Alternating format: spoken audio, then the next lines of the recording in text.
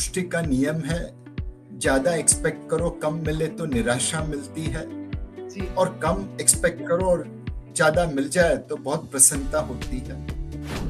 सभी को नमस्कार, मैं अवनी राजा और आप देख रहे हैं इन्वेस्ट स्मार्ट, एक ऐसा शो जहां हम आपके पैसे, आपकी बचत और आपके निवेश से संबंधित सभी चीजों के बारे में बात करते हैं।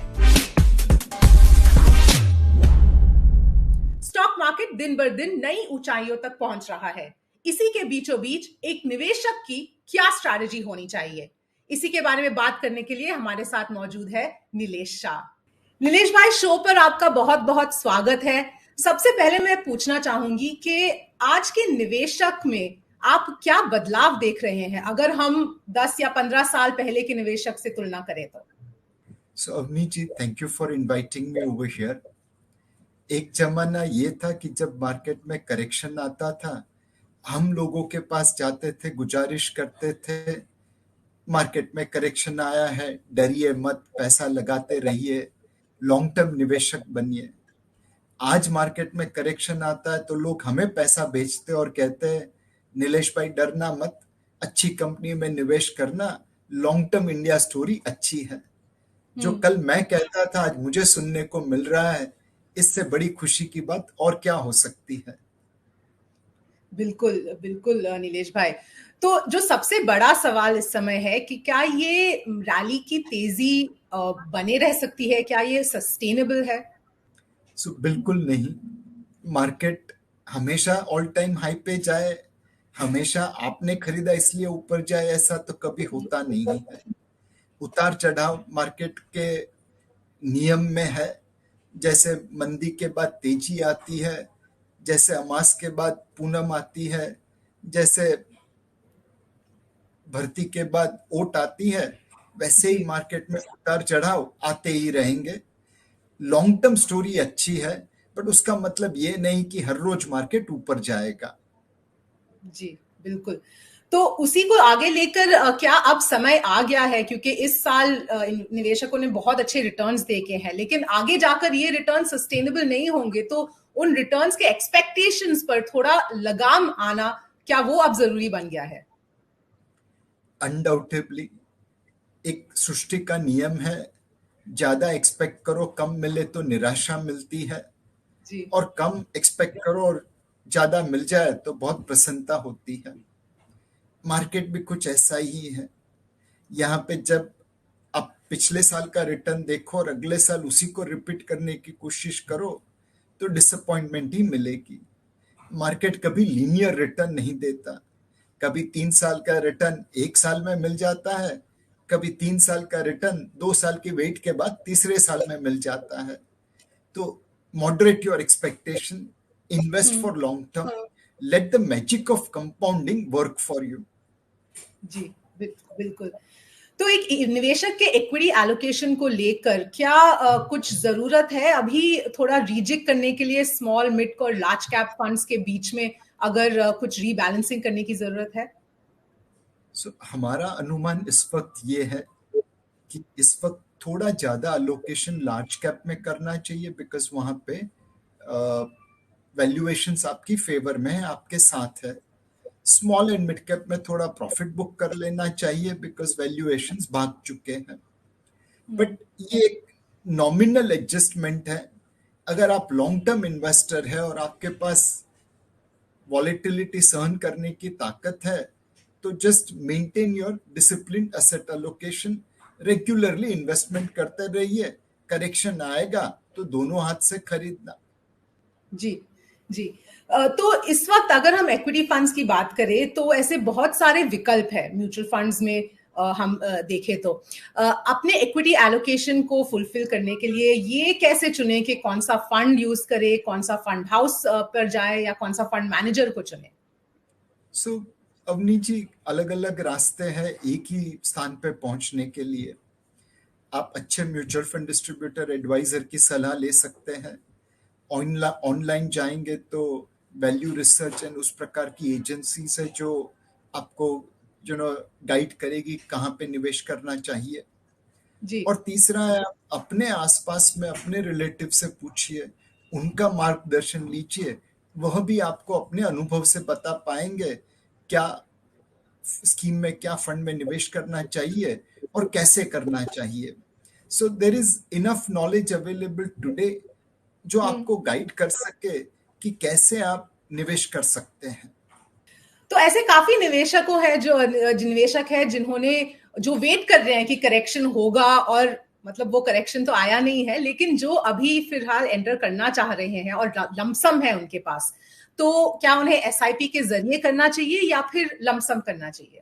अब बहुत सारे लोग हैं जो करेक्शन की राह देखते देखते पैसा गंवाते रहते हैं रादर जी। देन एक्चुअली करेक्शन में पार्टिसिपेट करके।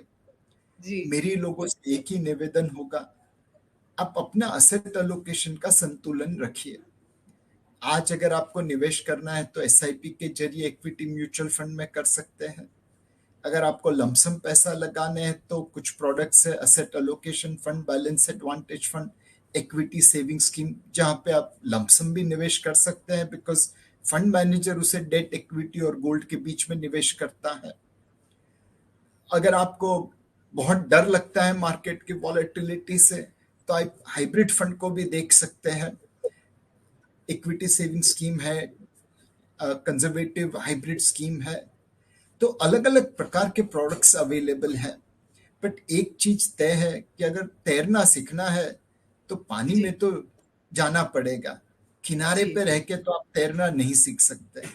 बिल्कुल, बिल्कुल, बिल्कुल। और नीलेश भाई, आजकल ऐसे बहुत लोग हैं जो खुद स्टॉक पिकिंग करना चाह रहे हैं और कर भी रहे हैं, और सबको लगता है कि मैं तो बहुत अच्छा स्टॉक पिकर हूं क्योंकि जो भी मैं स्टॉक खरीदता हूं वो ऊपर चले जाता है। उन लोगों के लिए आपकी क्या सलाह होगी? सो एक कहावत है, अल्लाह मेहरबान तो गधा पहलवान। आप अपनी तकदीर का पैसा कमा रहे हैं या आप अपने निवेश की तकनीक का पैसा कमा रहे हैं। अगर आपकी तकदीर में पैसा लिखा है तो वो तो कहीं से मिल जाएगा, बट क्या हम्म। आप उसके भरोसे बैठ सकते हैं? अगर हम्म। आपकी तकनीक की वजह से आप पैसा कमा रहे हैं तो बहुत अच्छी बात है, उसमें लगातार इम्प्रूवमेंट करते रहिए। मेरे हिसाब से 90% से ज्यादा निवेशक जो है वो तकदीर का पैसा कमा रहे हैं, तकनीक का पैसा नहीं कमा रहे हैं। जी। लोग टेलीग्राम चैनल पे देख के निवेश कर देते हैं। इनफैक्ट एक मेरे रिलेटिव है जिन्होंने मम्मा को कंप्लेंट किया कि आपका जी। लड़का मुझे तो कोई टिप देता नहीं है जबकि वो टेलीग्राम चैनल पे गांव को टिप देती है। अब करेक्ट। उनको मैं कैसे समझाऊं कि वो सब फ्रॉड चैनल चलती है मेरे नाम पे। अगर मुझे पता जी। है पैसा कैसे डबल हो सकता है कुछ दिनों में तो मैं नौकरी क्यों करूंगा? वो नहीं जी। आता इसलिए तो नौकरी कर रहा हूँ। तो जी। आप अपनी तकनीक की वजह से पैसा बना रहे हैं तो डेफिनेटली डायरेक्ट स्टॉक में निवेश करिए, नहीं तो फिर म्यूचुअल फंड के जरिए निवेश करिए। जी। और जो नए निवेशक है, जो यंग इन्वेस्टर्स है, उनके लिए आपकी क्या सलाह होगी? क्योंकि फिलहाल हम ऐसे एनवायरनमेंट में है जहां पे वैल्यूएशंस ज्यादा है, स्पेशली सम पॉकेट्स में, और ऐसा भी हो सकता है कि कुछ सालों तक बहुत सारे रिटर्न्स ना मिले। तो आप क्या सलाह देंगे नए इन्वेस्टर्स को? सो नए निवेशकों से मेरी सिर्फ 4 सबमिशन है।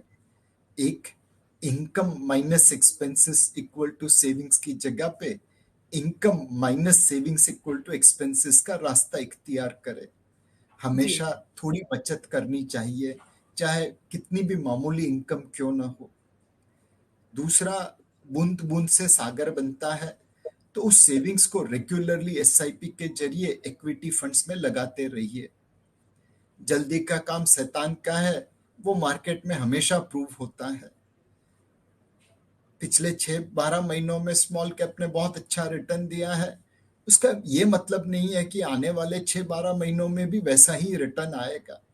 समय दीजिए अपने निवेश को, कंपाउंडिंग का लाभ उठाइए।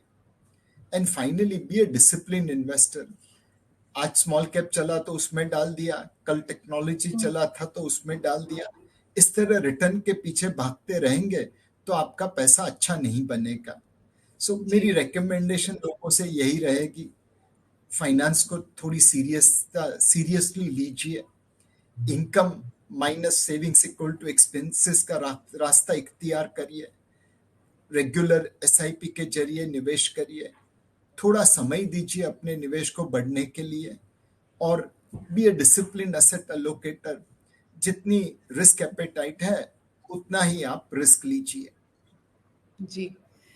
और नीलेश भाई, आखिरी सवाल मेरा आपसे ये है कि पिछले कुछ सालों में हमने हमारे मार्केट्स को काफी इवॉल्व होते हुए देखा है, इन्वेस्टर्स के माइंडसेट बहुत इवॉल्व हो चुके हैं, तो मनी मैनेजर के तौर पे आपकी सबसे बड़ी सीख क्या रही है? बचपन में मम्मी रामायण महाभारत सुनाती थी, तो हमेशा कहा कि सोने की लंका इसलिए ढह गई बिकॉज राजा रावण को अभिमान था। और एज ए किड मैं हमेशा सोचता था ये अभिमान से लंका की सोने की लंका क्यों ढह गई। मार्केट में आया तो मम्मी की दी हुई बातें याद नहीं रही। कभी कभी लगता था कि हम तो मार्केट के राजा हैं, हमें पता है मार्केट में क्या होने वाला है। जब भी ऐसा गुरूर किया, मार्केट ने एकदम जमीन पे आके पटक दिया। तो सभी लोगों से एक ही गुजारिश है, मार्केट के आप हमेशा विद्यार्थी रहे। मार्केट का कोई गुरु नहीं है, मार्केट हम सबसे बड़ा है। यहाँ पे डिसिप्लिन को जितना बेनिफिट मिलता है, रिवॉर्ड मिलता है, उतना गुरूर को नहीं मिलता। इक्विटी मार्केट या पैसा बनाने के लिए अगर एक सिंपल भाषा में कहे, लक्ष्मी माता की अगर कृपा चाहिए तो उसका रास्ता सरस्वती माता की प्रार्थना से है। जितना आपके पास नॉलेज होगा, विजडम होगा, उतना ही लक्ष्मी जी आपके ऊपर कृपा करेगी। जी नीलेश भाई, इसी के साथ शो यहीं पर समाप्त करते हैं। हमारे साथ जुड़ने के लिए और ये सारी बातों के लिए धन्यवाद। Thank you.